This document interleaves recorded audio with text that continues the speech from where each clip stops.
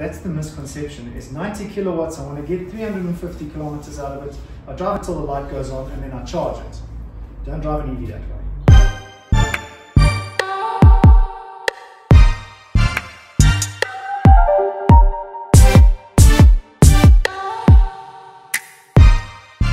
Maximum load on those solar panels is 12 kilowatts. Okay.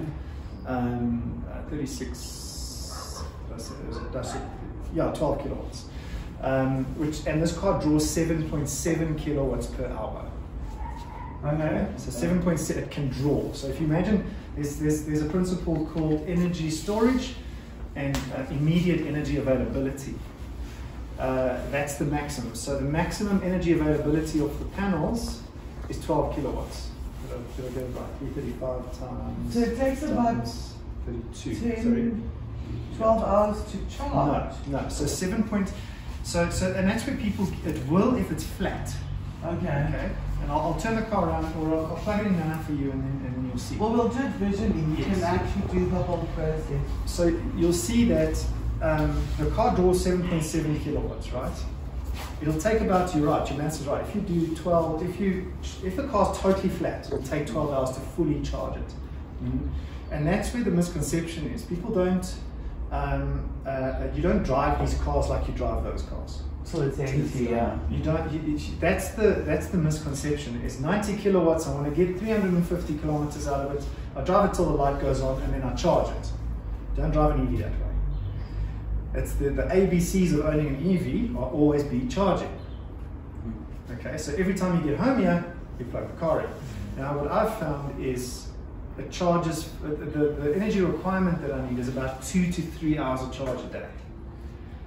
If I don't drive anywhere, like under lockdown, then obviously, maybe to the shop and back, maybe 30 minutes. And it doesn't lose charge, I take it. Like if you're not driving, any like lockdown and it's sitting, is it gonna? Any lithium battery is gonna lose charge, like your phone. Okay. Because it has to still power itself. Every EV company in the world hasn't moved. And people think that, hardly anyone knows this actually, is that these cars have a traditional lead acid battery, a 12 volt lead acid battery, like your normal car, to power the dashboard. The computer doesn't get powered by the main battery. The computer gets powered by a 12 volt antiquated lead acid battery. The one that was too big. So that's in the bottom. But the actual motors of the car get powered by the lithium-ion battery. Now, lithium-ion batteries, like any other battery, will gradually degrade over time. Okay, it will lose some charge, but not like leave it for a week and it's going to come back 50% full. It's not that bad. So I suppose the real net principle is the car's chargeable during the day in the sunlight from the solar panels.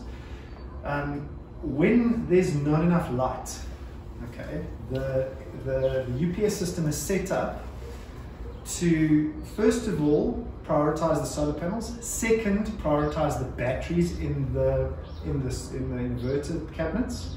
And third, if there's not enough there, draw from ESCOM. Huh. That's interesting. That's the third kind of go-to place.